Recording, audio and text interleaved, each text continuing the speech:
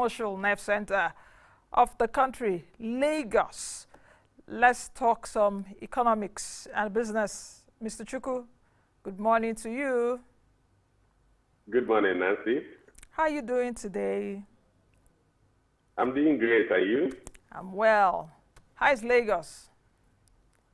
Well, Lagos the weather is quite clement. It's sunny, not too harsh, kind of a bit humid. Okay. What's happening in Lagos? I'm hearing some complaints from Lagosians that their governor has disappeared. Sanwo-Olu. I don't know, you're a Lagosian. Tell me, have you seen him lately? And talk to me about what's happening in Lagos. You know, I'm not an expert on the political issues. I've heard the same statement you just made, that they said they can't see their governor again. But probably they are looking for some more level of fiscal visibility. Each person has its own style. I think it is too early in the day to begin to assess Governor the Lagos people should cut him some slack and watch him for the next 1 year. Mr. Chukwu, it's too early. It's over 100 days. Come on, Mr. Chukwu. Are you trying to be political with your answer? Come on. No, the truth, Nancy, it may be too early for me to say, okay, he's not going to do well.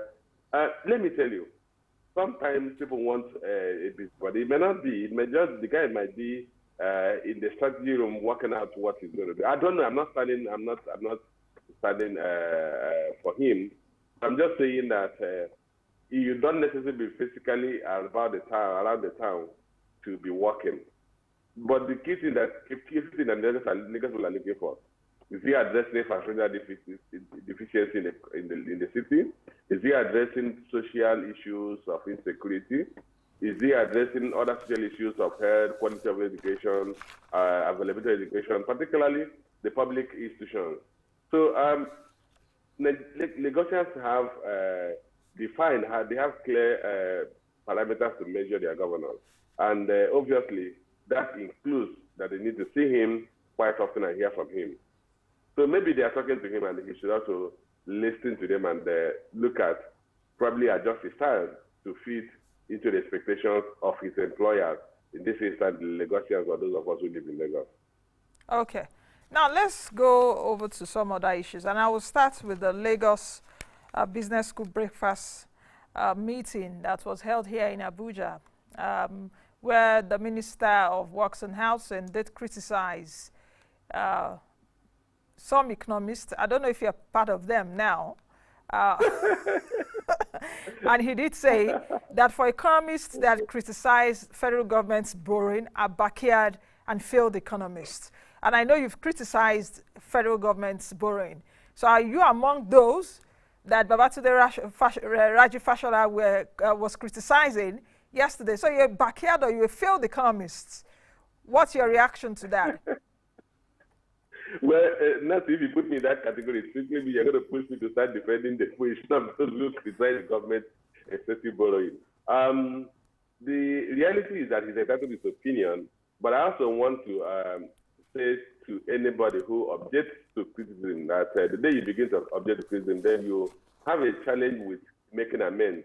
The reasons why people give you a contrary opinion, particularly those who are altruistic, is because they feel that maybe you're going the wrong way. And most importantly, if we are dealing with the Commonwealth, our collective Commonwealth, we're all entitled to one vote in an election. We have equal stake in the affairs of this country. And if anybody feels that things are not going the way they should, the person should feel free to advise the government and prefer alternative options. My approach to discussing economic issues is whenever I disagree with the policies the government has taken, I also have my own opinions on how they should do it. It might not be a perfect opinion. They may not need to take my opinion, but I should also not just criticize for the criticism's sake, but come up with some alternative. And that's what some of us have been doing. And when we say, look, the government, the level of debt is too high, because today we're spending about 58% of our earnings to service debt. More than 50% of your earnings to service debt. And that, we believe that's too high. If you add the recurrent expenditure, we actually spend more than we earn in paying for salaries and wages and paying for paying interest on borrowed funds. We do not earn enough to pay back the loans or set aside something to pay back the loans. We don't earn enough, or we don't have any headroom to use our earnings to build infrastructure. And if you don't build infrastructure, the country will never develop. And those are the things people are complaining, that the approach of funding capital expenditure or continuing to borrow and ballooning the recurrent expense of the government, believing that the federal government can always borrow at any time, is not sustainable. If you keep borrowing at this rate, you're going to get to a point where the debt service will consume 100% of your earnings. And at that point, you have a serious financial issue. And those are the issues we are pointing out. So if he disagrees with that, well, he is free to his opinion, he said his opinion, but it doesn't take away the fact that we are stating the obvious, because when we have a debt overhang, it's going to affect you and I and every one of us. What would you say about perhaps his comment also that those that are criticizing federal government's debt profile and federal government's borrowing are not successful individuals? They are not even successful businessmen. They've not even run a business, let alone being successful. And they are so loud. In fact, they are the loudest voices when it comes to criticizing the federal government's borrowing plan or federal government borrowing over the years. He stated an example that the government is constructing, or government constructing a lot of projects, constructing roads, yet they are not being completed, and they need money to do all of this. So those that are criticizing have not even run a business successfully. I'm sure you don't expect me to start spending that. I wouldn't know, maybe that by that qualification, it excludes me in the pack of those he was referring to, because I've run a business and I ran a business for more than approaching 2 decades. But that's by the way. But the key thing, Nancy, is that if I have to put the minister also said at a different forum that the problem they have is allocation of resources, financial resources for execution of projects. And if my figure is correct, he made mention about he was given about 18 billion last year for road construction. What does that mean? That year alone, how much did we borrow? Today, we are talking of a debt profile of more than 80 trillion. But beyond that, debt service last year was 2.1 trillion naira. So if debt service was 2.1 trillion naira and he could only get 18 billion for all the projects they are doing all over the country, there's a problem. And that's what we are referring to, that today, we are borrowing not necessarily to fund infrastructure. We are borrowing to meet recurrent expenditure. Nancy, let me give you a figure that was that was stated by Budget IT. They said in 2018, total recurrent expenditure of the government, including debt service, was 5.85 trillion naira. Government earnings, government revenue was only 3.86 trillion naira, leaving a deficit of 2 trillion naira between recurrent expenditure, including debt service, and revenue. Then the government said they borrowed, they did 1.65 trillion naira in infrastructure, meaning that they borrowed, and that 1.65 trillion naira plus the 2 trillion naira deficit between the recurrent expenditure and recurrent revenue. So the government would have borrowed 3.65 trillion naira in 2018. And that year, 2018, they paid 2.1 trillion naira to service debt. So if anybody look at those figures, if the government was supposed to be a private sector operator, they would have collapsed. They would have gone into insolvency. They would have become bankrupt, because you cannot spend more than you're earning consistently and expect to remain in business for so long. So maybe it's the criticism that should be telling him that, look, you people are running a system that is not financially or economically sustainable. And because we are all equal stakeholders, we have reasons to shout, scream, draw the attention to it. Sometimes when you are in public service or you do certain type of jobs, you get so immersed in the day-to-day operation that you may not be able to lift your head or your mind off the routine activities to look at the strategic issues. And some of us have made it a point of it to draw the attention to those strategic issues. If we have to borrow, it has to be ring-fenced to specific projects, and some of those projects should have economic value creation or should generate economic returns, possibly in financial terms, that can be used to pay back those loans. If we continue to borrow to service the consumption of those in public service, then we're going to run into a problem as a country. And that's what many of us are saying. Now, from Mr. Chukwu, Nigeria's debt stock is standing at about 24 trillion naira, I think, as of March this year, March 31 this year. In fact, I had to look into the debt profile of the United States this morning. And as of this morning, it was standing around $21 trillion. China also has a debt profile. For the United States, in fact, it's about 77% of its GDP. Nigeria is not up to 40, I think, even at that 24 trillion naira. But what am I trying to say? That perhaps these economies that we say, oh, they are very big economies and they're doing well, they also borrow a lot. In fact, the US also borrows a lot from China. What is actually even wrong with borrowing, so to speak? You know, you understand what I mean? I know you've said something before that we shouldn't borrow for consumption, we should borrow for infrastructure and all of that. But is there anything really wrong in borrowing? Because if you're having countries such as the United States, China, and some other advanced economies borrow, what exactly is wrong if Nigeria borrows that way? Okay, thank you. Let me start by thanking you for the collection. The actual amount that we're owing is about 24 trillion naira. There's nothing wrong with borrowing in the principle of borrowing, as long as the borrowing is to create value that will surpass the cost of that borrowing. And let me put in layman's language. If I have to borrow money to put in business, then the return from that business should be more than the amount I'm paying as cost of funds, as cost of that borrowing.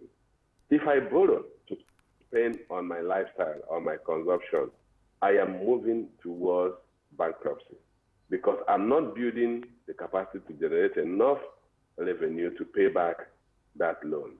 So someday the creditor will come after me and will sell my assets and possibly put me in jail.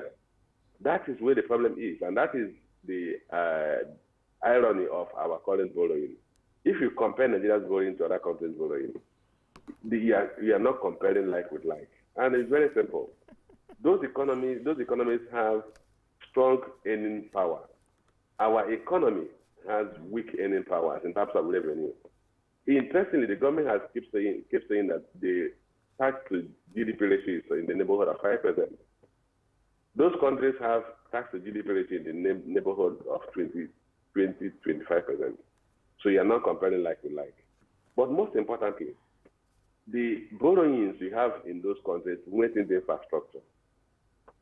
You guys that you are referred to is a ticking bomb because they also borrow for consumption purposes. And at some point, people are worried that the US borrowing could unravel.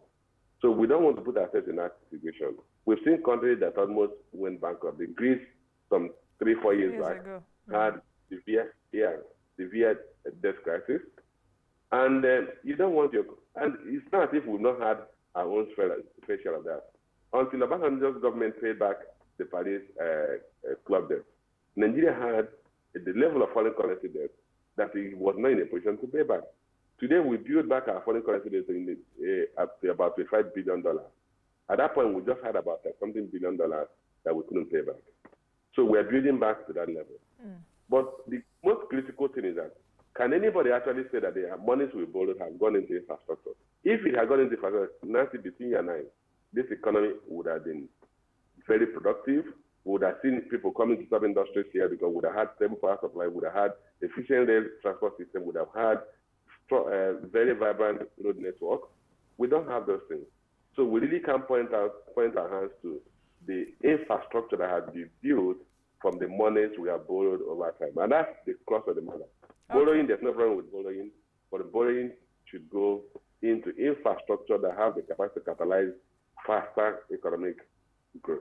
Okay, still talking about this borrowing and perhaps the debt profile, and for Nigerians to really understand the grammar, the economic grammar, or the Turanchi, or the really English that we're speaking here, when you do the calculation, it means that every Nigerian, every single Nigerian, one person is owing 120,000 naira. That is what it means. So with this show, to say, oh, okay, we don't know what they're talking about. What we are really talking about is that you owe 120K, I owe 120K, as at the debt profile of 24 trillion naira. But the question also is, if we're criticizing that the government shouldn't borrow, where should new money come from? New money. I chose my language. Okay. That's, I'm happy you answered that question, because that's why I said, look, we don't just criticize the government, we also refer them or direct them to some areas they may not be looking at that might actually be their blind spot. Where would new money come from? If you look at a country like United Arab Emirates, Dubai, for instance, the funding of the infrastructure development in Dubai was largely came from outside the world. What did they do? They had a zero tax regime. There was no value-added tax, and people could come in and invest and take their profits without any tax.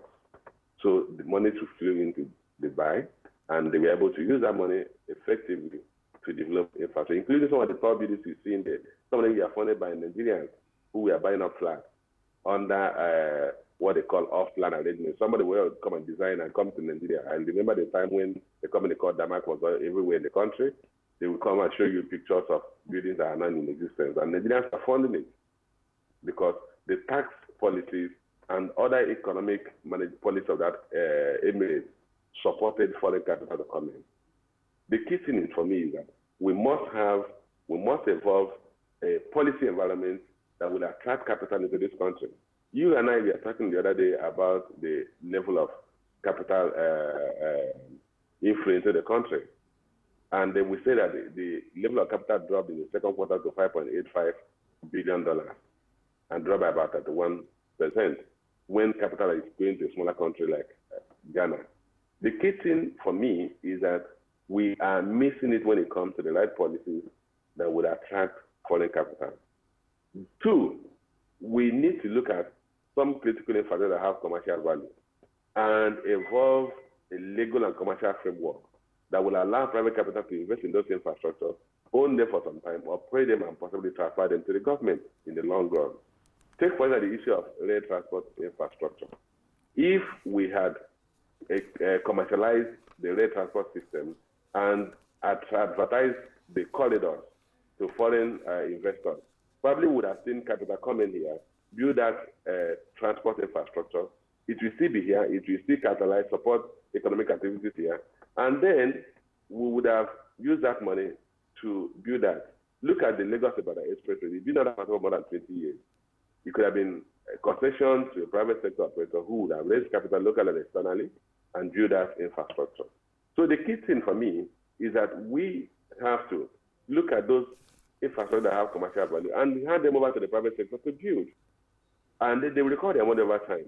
That way we take away that burden from the government of trying to raise money from the debt market to fund it. Then the other aspect that we have not looked at is, which I'm happy that the government has mentioned it, there are a lot of dead assets that the government is throwing money to revive or reactivate that we have consistently tried severally and we failed. Take for instance the refineries. I heard we're going to start another turnaround maintenance in January next year. We've done this repeatedly over my adult lifetime, and it has not worked. So why are we throwing further money into that? Why can't we sell it to those who have the capacity to manage it better, and then let them pay us? And from that process, we can invest it wisely. The third one I will mention to us, now we are spending about 1.2 trillion naira in subsidizing refined petroleum products. Do we really need to subsidize refined petroleum products? Or what value are we getting from that? Are we really creating value by that subsidy? The answer is no. 1.2 trillion naira can build a lot of the road infrastructure that we are missing. So we can eliminate that. I can tell you nobody will die if we do that. And then we channel that resource more efficiently into those productive sectors that will help us improve our economic activities.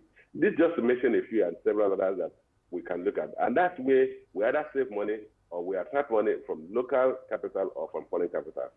Some countries are doing that and doing that well, and we can do it. Okay, so many discussions, so many things to really talk about. But Mr. Chukwu, let me just give you like 45 seconds for your concluding remarks. And concluding remarks, just talk to me about perhaps any other thing that bothers you regarding the economy. So I'm giving you the baton. Just speak to me for 45 seconds. Okay, what are those things that bother me about the economy? Because the major thing that we are unable to address the low-hanging fruit. We allow things we can address last year, because yesterday to continue to drag us down today. Power sector reform. The power sector reform has failed to achieve commercial viability. We need to rejig it. We need to look at the legal framework. We need to look at the commercial framework. And we need to bring in the investors and sit down with them and look at how do we create possibly golden share and sell to new investors who have the technical competence and financial resources to turn around the power sector. If we don't turn around the power sector, I can assure you that our dream of quick economic transformation would be a mirage. The power sector, it's another issue that we cannot exhaust in one show. I've had several shows on power and energy, and so many challenges, so much money even infused in that sector now. It seems the more money you put, the more problems you're even creating, and all of that. But let's see how it goes. Many thanks, Mr. Chukwu, for joining us. At least you've cleared the air. You are not one of those field or backyard economists that Babatunde Raji Fashola was referring to yesterday. So thank you very much for joining me today. My pleasure. All right, that's the much we can take from Mr. Johnson Chukwu there, the Chief Executive Officer at Cowry Assets Management. We'll go on a break, and when we come back from the break, we'll be launching the CBN Weekly segment, where the Central Bank Governor Godwin Emefiele met with some state governors just a few days ago. He did reel out the plans of the central bank regarding intervention in 10 key commodities that the CBN has earmarked. The other side also will be taking you through the MPC meeting and perhaps some of the questions that Emefiele answered last week, in case you missed it. So you'll be seeing my face again tomorrow, God willing.